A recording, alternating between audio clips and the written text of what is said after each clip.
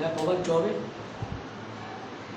मोनरा के ये second video. इससे पहले वाले वीडियो में मैंने आपको बताया था कि मोनरा को हम 3 ग्रुप में स्टडी करते हैं।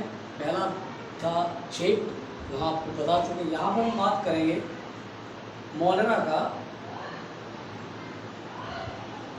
मोनरा की स्टडी करेंगे। तो यहाँ पर हम सबसे दूसरा जो क्राइटेरिया चूज करेंगे मोनरा में, वो होगा आपका न्यूट्रिशन। इससे पहले वाले लेक्चर में हमने बात की थी कि जो मोनरा है वो शेप के बेस पर डिफरेंट टाइप के होते हैं, और मोनरा में सिर्फ एक्सक्लूसिव कौन होते हैं? बैक्टीरिया। यहाँ पर हम बात करते हैं न्यूट्रिशन की। अब अगर मान लो हम बात करते हैं मोनरा की, तो न्यूट्रिशन के बेस पर जो ये मोनरा है आपके, इनको हम 2 ग्रुप में डिवाइड करते हैं। ठीक है, इसमें पहला ग्रुप है जिसमें आप मानते हैं ऑटोट्रॉफिक,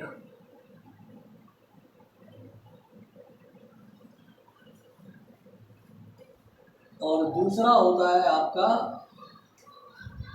आपका होता है हेटेरोट्रॉफिक। यानी ऑन द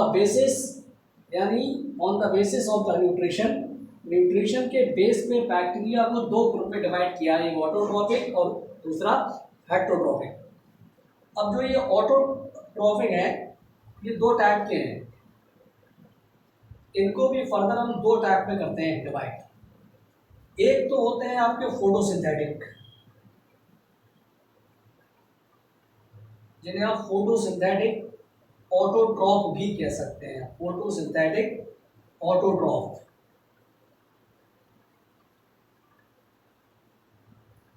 और दूसरे होते हैं आपके कीमोसिंथेटिक ऑटोट्रॉफ। Chemosynthetic autotroph.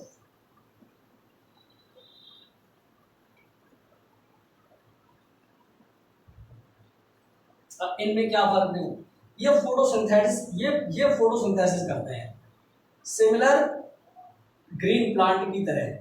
है सिंगल सेल, यूनिसेलुलर है, लेकिन ये सिमिलर ग्रीन प्लांट की तरह फोटोसिंथेसिस करते हैं और अपना खाना बनाते हैं, अपना फूड सिंथेसाइज करते हैं और उससे एनर्जी लेते हैं in form of ATP, just like a photosynthesis. Chemosynthetic जो है आपके, ये क्या करते हैं? ये इनऑर्गेनिक सब्सटेंस जो सॉइल में प्रेजेंट होते हैं, इनऑर्गेनिक सब्सटेंस। अब इन इनऑर्गेनिक सब्सटेंस में क्या क्या चीजें हो सकती हैं? इनमें हो सकता है आपका, देखो, नाइट्रेट, अमोनिया,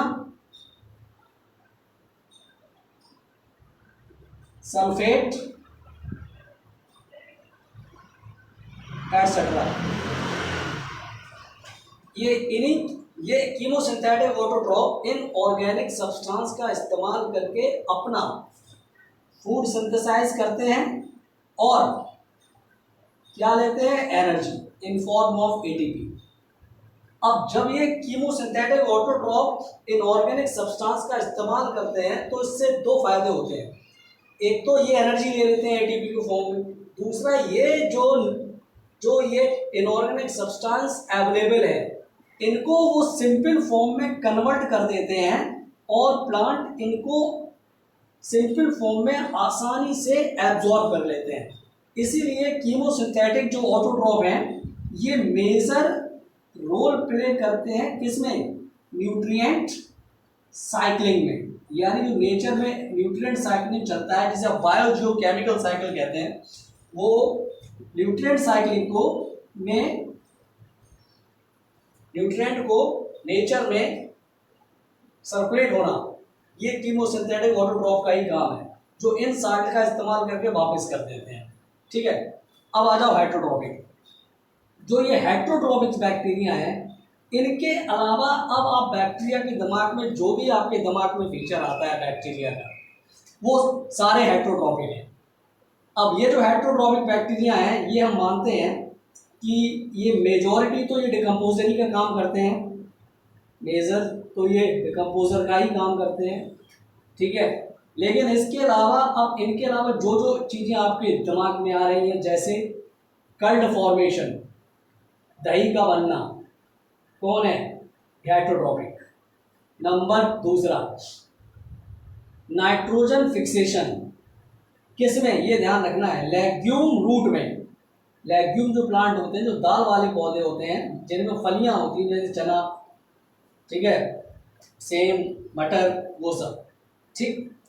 और ये पैथोजेनिक भी होते हैं, यही बैक्टीरिया पैथोजेनिक भी होते हैं, मतलब बीमारी करते हैं। और ये पैथोजेनिक ये किस में करते हैं?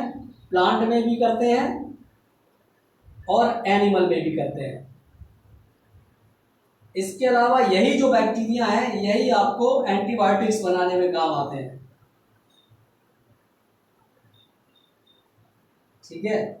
अब पैथोजेनिक में जितनी भी बहुत सारी बीमारी ऐसी हैं जो बैक्टीरिया से होती हैं। जैसे एनिमल्स में कौन कौन सी होती हैं? जैसे टिटेनस हो गई, कॉलरा हो गया। ये कॉलरा हमने आपको बताया था इससे पहले वाले लेक्चर में कि जो मतलब विब्रियो कॉलरी है वो करता है। कॉलरा हो गया, निमोनिया हो गया, ये सारे आपके बैक्टीरियल बीमारी हैं। और ऐसे ही एक प्लांट में भी बीमारी दी गई है जिसका नाम है सिट्रस कैंकर। सिट्रस कैंकर ये सिट्रस के फ्रूट में होता है, नींबू, ऑरेंज, मौसमी, ठीक है। ये एक बैक्टीरियल डिसीज है सिट्रस कैंकर। तो ये बैक्टीरिया है on the basis of the nutrition, ठीक है, on the basis of the nutrition. ये 3 टाइप्स ऑफ बैक्टीरिया। अब इसके बाद जो एक सेगमेंट है आपका सेल वॉल के बेस पे, वो हम आपको बता रहे हैं। देखो सेल वॉल जो है आपका बैक्टीरिया में, अब आप अगर बात करेंगे मोनेरा की, तो अगर मोनेरा को हम जब डिवाइड करते हैं सेल वॉल के बेस पर, ये सेल वॉल, तो जो मोनेरा होता है सेल वॉल के बेस पर, इनको हम 2 ग्रुप में करते हैं डिवाइड। सेल वॉल के बेस पर मोनेरा को हम 2 ग्रुप में डिवाइड करते हैं सेल वॉल के बेस पर। एक तो एक आपके कहलाते हैं आर्की बैक्टीरिया,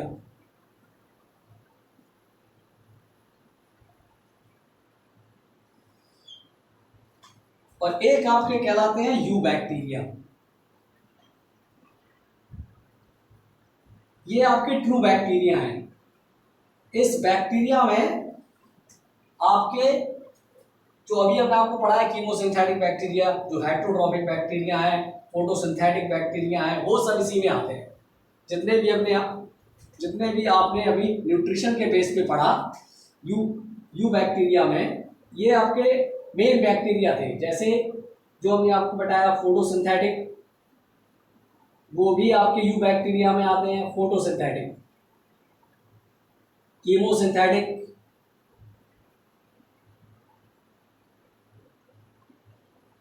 और आपके हेट्रोट्रॉपिक, ठीक है। अब आर्की बैक्टीरिया भी इन्हीं में से होते हैं, लेकिन इन आर्की बैक्टीरिया में खास बात क्या है कि ये हमेशा हैक्स क्लाइमेट में रहते हैं। ये ऐसी जगह रहते हैं जहां कोई नहीं रह सकता, लेकिन ये रह लेंगे। अब ये क्यों रह लेंगे? क्योंकि इनकी जो सेल वॉल है वो बिल्कुल स्पेशल होती है, और जो बड़ी किसकी होती है? मरमरिक एसिड की, MUR, मरमरिक एसिड, मरमरिक एसिड की बनी होती है, जिसकी वजह से ये हमेशा ऐसी जगह सरवाइव करते हैं जहां पर कोई सरवाइव नहीं कर सकता। अब इसके बेस पर ये 3 टाइप्स के हैं बैक्टीरिया। एक तो आपके कहलाते हैं हेरोफाइल्स,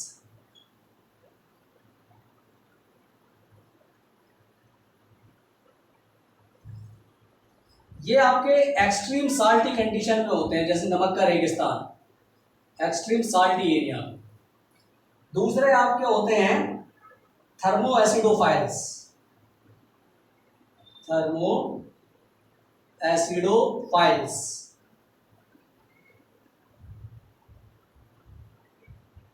ये आपको एक्सट्रीम टेम्परेचर में मिलेंगे, जहां पर टेम्परेचर 100 डिग्री से भी ज़्यादा होता है, वहाँ ये मिल जाएंगे आपको एक्सट्रीम टेम्परेचर पे, जैसे थर्मल स्प्रिंग हो गया, थर्मल वेंट हो गया, गीजर हो गया, वहाँ पर ही आपको मिलेंगे एक्सट्रीम टेम्परेचर।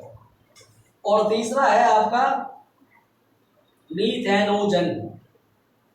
मीथेनोजन, ये जो मीथेनोजन है, ये बैक्टीरिया मीथेनोजन, ये वाले, ये आपको मिलेंगे मार्शी एरिया पर, MARSHY, जैसे मैंग्रोव होता है मार्शी एरिया में, ये वहाँ मिलेंगे आपको मार्शी एरिया। इसके अलावा जो मीथेनोजन है वो एक स्पेशल जगह और पाए जाते हैं, कहाँ पर, ये आपको मिलते हैं गट ऑफ रूमिनेंट।